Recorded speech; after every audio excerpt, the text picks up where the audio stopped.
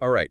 Welcome to another deep dive Yeah, today. let's do it. We're all about you, our dedicated English learner, and helping you sound even more fluent and confident. Awesome. We're going to be exploring the world of English greetings, Greetings. going way beyond just hello. It's pretty fascinating how much something as simple as a greeting can actually make a difference. Right. It really sets the tone. Yeah, It's like the opening line of a song. exactly. And we have two guides to help us decode all of this, both called Chat Like a Native. And they're packed with tips for sounding more natural and engaging just by mixing up your greetings. Yeah, and one thing that really struck me in both of these guides Okay? was that by choosing the right greeting, it shows that you're not just speaking English, but you're understanding the subtle, social dance of the language. Okay, unpack that for me. Right. What do you mean social dance? Yeah, so think of it this way. Okay, You wouldn't waltz into a board meeting and be like, hey, what's up? right. Right? So that's where a more formal good morning or good afternoon comes in. Yeah. It shows respect and awareness of the setting. Makes total sense. Yeah. So the guides highlight this key difference between formal and informal greetings. Mm-hmm.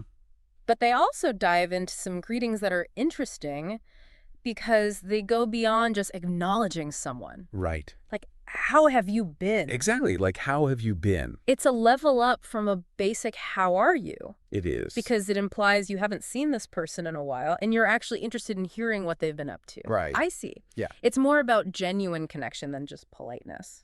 Exactly. The guides also mention how's everything, Yes. which feels more open-ended than just asking how are you. Yeah, you're giving the other person space to share more than just a one-word answer. Right. It invites a richer conversation. These small tweaks to the wording can totally change the vibe, can't they? They do. I'm starting to see how these seemingly small choices can make a big difference in how fluent and confident you sound. Absolutely. And what's even more fascinating is that you start to realize that there are all these layers to just simple greetings. Right, like we're peeling back the onion, right? Yeah. Okay, so we've got this core idea of choosing greetings to match the situation and showing genuine interest. Yes. What other practical tips did the Chat Like a Native guides have for sounding more fluent? Well, they emphasize paying attention to how native speakers actually use these greetings. Okay. It's not just the words, but your tone of voice, even your facial expressions, even your body language. Oh, so even if you use the perfect greeting, if you mumble it with your eyes on the floor, it's not going to have the same impact. Yeah, exactly. Okay. A warm smile and genuine eye contact, they can make any greeting more welcoming and engaging. Right. It shows you're present and interested in connecting. Exactly. The guides also had a tip that I thought was super cool. Okay. They encourage listeners to mimic native speakers. Yes, that is one of my favorite techniques. Okay. It might sound a little strange, but trust me, it works. Pay attention to how native speakers greet each other in movies, podcasts, even everyday conversations. Yeah. Notice their intonation, their rhythm, the Yeah. way they emphasize certain words. It's like you're absorbing those subtle nuances just by osmosis. Yes, I'm definitely going to try that. you should. It's a great way to train your ear and develop a more natural sounding accent. Right. And the beauty of it is you can do it anywhere, anytime. Right. Just put on your headphones and listen closely. Speaking of actively practicing, Yeah. the guides are big on not just learning these greetings, but actually using them in real-life conversation. Right, you got to use them. Yeah. It's like learning to play an instrument. Okay. You can study music theory all day long, but until you pick up that instrument and start playing, you won't truly master it. So it's about taking those greetings out for a spin, seeing how they feel in different situations. Yes, and don't be afraid to experiment. Right. Try out different greetings with different people and see how they respond. You might be surprised by the positive impact a simple change can have. It's all about pushing yourself outside your comfort zone Yeah. and embracing those moments of, oh, that felt awkward, but hey, I tried something new. Exactly. And the more you practice, the more natural and confident you'll become. It's about building that fluency muscle one greeting at a time. Both guides also talk about this idea of the power of small changes, Yes. and I love that. It's not about making drastic changes overnight. It's about incorporating these small adjustments consistently, like adding a few new spices to your favorite dish. It can totally transform the experience. So we're not talking about becoming a completely different person when you speak English, just making these subtle tweaks that over time add up to a big difference. Think of it like building a house, Okay. brick by brick. Yeah. Each brick might seem insignificant on its own, but together they create something strong and lasting, and it's the same with language learning. Each new greeting you master, each subtle nuance you pick up. It all contributes to building your fluency and confidence. That's such a great analogy.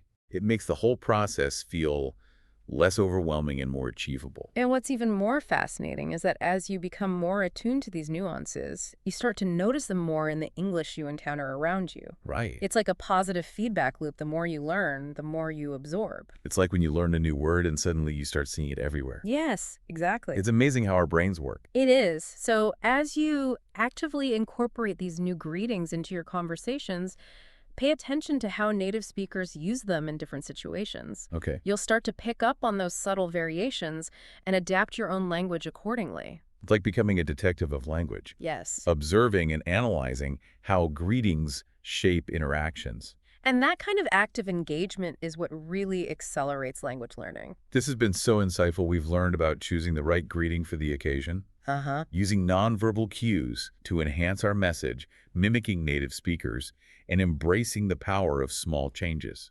And most importantly, we've learned that fluency isn't a destination, it's a journey. It's about constantly exploring, experimenting, and enjoying the process of discovering the richness of the English language. Well said. We've covered a lot of ground today. We have. But we have one last important point to touch on before we wrap things up. Okay, let's hear it. So both of the Chat Like a Native guides are really adamant about this. Yeah. To truly master these greetings and sound more fluent, you got to take them out into the real world and use them. Oh, yeah, they're absolutely right. It's one thing to understand, like, the theory behind greetings, Right. but it's a whole other ball game to actually put them into practice. It's like anything you learn, the real learning happens when you try it out. Exactly. Maybe stumble a bit Yeah. and then figure out what works. Think of it like learning to ride a bike. Okay. You can read all the instructions you want, but until you hop on and start pedaling, you won't develop that balance and coordination. Yeah. So it's the same with greetings. And every interaction you have becomes an opportunity to practice. Exactly. Every time you greet someone, you're essentially stepping into a mini language lab.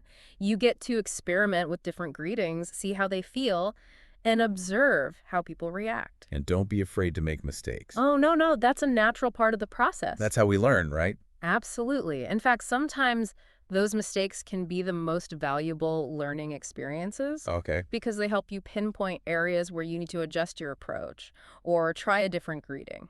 And let's be real, sometimes those awkward moments lead to some pretty funny stories. Oh, that's so true. I remember one time when I was first learning English, Oh, yeah. I tried to use a slang greeting that I heard in a movie, and let's just say it did not go over as well as I'd hoped. I bet that was a good icebreaker, though. It definitely was. We both ended up laughing about it, and it actually helped us connect on a more personal level. See, those little stumbles can be blessings in disguise. They can be. So for you, our dedicated listener, our takeaway from this deep dive is that expanding your repertoire of greetings Yes. is a fun and surprisingly effective way to boost your fluency and confidence in English. It's all about taking those insights from the Chat Like a Native guides and weaving them into your everyday interactions, paying attention to the nuances, experimenting, and most importantly, having fun with it. And here's a final thought to leave you with. Okay. Think about all the interactions you have coming up at work with friends, even just ordering your morning coffee. Yeah, think about all the people you're going to see. See those as opportunities to try out a new greeting, Yes. to put what you've learned into practice. Put it into practice. Pay attention to how people respond. You might be surprised by the subtle shift in the energy of those interactions. Absolutely. And remember, the journey of language learning is ongoing. There's always something new to discover, to master, to play with. Always.